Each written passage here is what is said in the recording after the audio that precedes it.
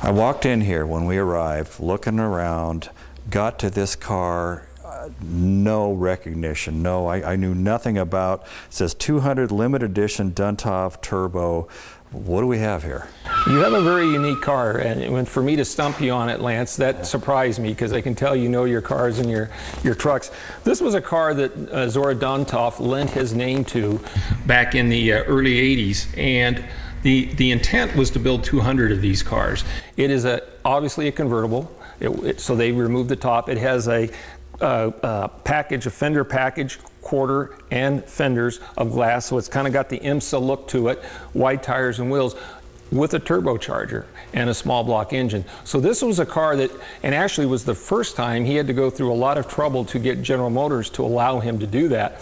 So this was the first time in my knowledge that they allowed someone. Today it's quite common, you see all these kind of edition cars.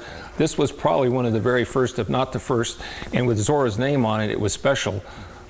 Zora Duntov, for the viewers that don't know, he was an engineer at Chevrolet, and they said, go work on this Corvette thing, and he became the god or the godfather of Corvettes, correct? Yeah, he would be the god of Corvettes. If you follow that hobby, you definitely know who he is. And he had a lot of innovations that he put in cars that we see in regular passenger cars today. There were things that he designed. Mm-hmm. The 63 that we just looked at, is the story true that he insisted on that split window and that rib, and everybody else didn't want to do it? They said, okay, we'll do it for 1 year, and then it goes away. Is that a true story? Yeah, I think it might be. Yeah, who really knows what the true story is? But yeah, I've heard that one too. Okay.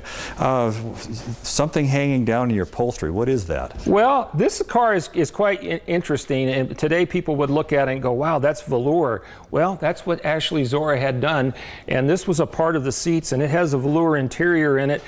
This car is totally correct the way my father got it in 1980, right to the original tires that are on the car. And that's just a little added back support there, or I guess or who knows? I'm not quite sure. It's kind of different, but it lends itself to the story of the car. Yeah, maybe it's a hat, so if it starts raining, you always have something handy there. There you go. Yeah, probably not.